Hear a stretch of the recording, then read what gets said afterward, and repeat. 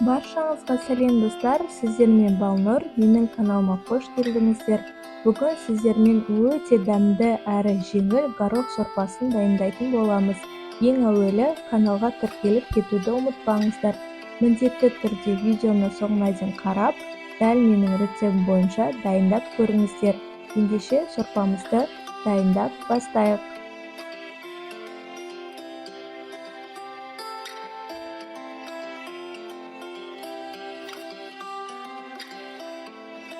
Алдымен қазанға ет салып, үстіне салқын су құйып, дәміне қарай тұзын салып, қайнатып аламыз.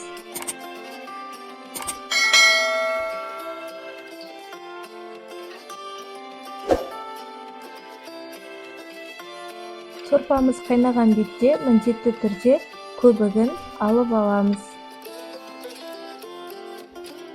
Менің етім толықтай 1,5 сағатта жұмсақ болып пісіп шығады.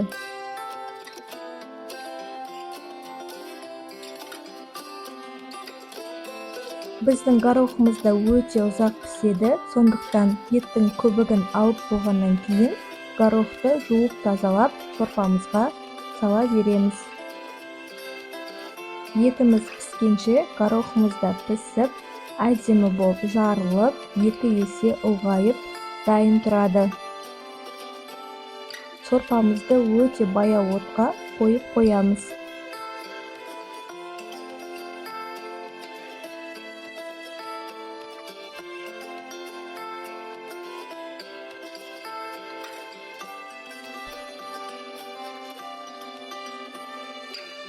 Барлығын жақсылап араластырамыз. Етін жабамыз.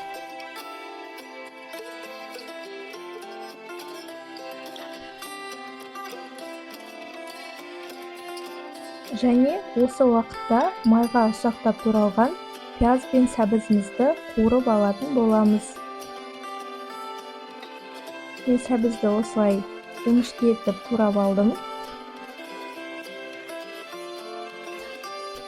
Екеуін жақсылап қызартып, жұмсарғанша сәл қуырып аламыз.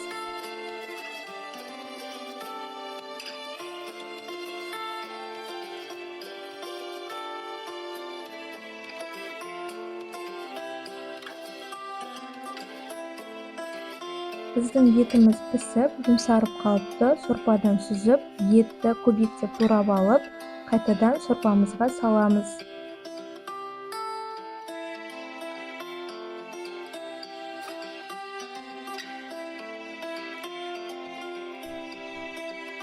Бір рет араластырып жібереміз.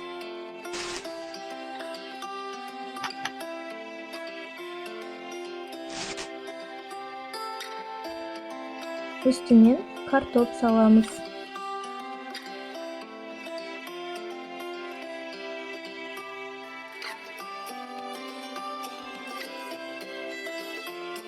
Бұны да барлығын жақсылап араластырып шығамыз.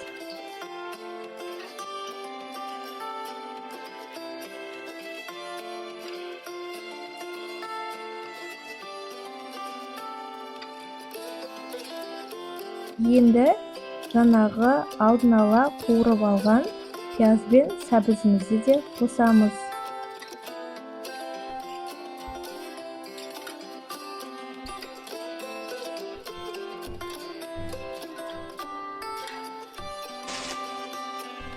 Барлығын араластырып, дәміне қарай көз бен бұрышымызды саламыз.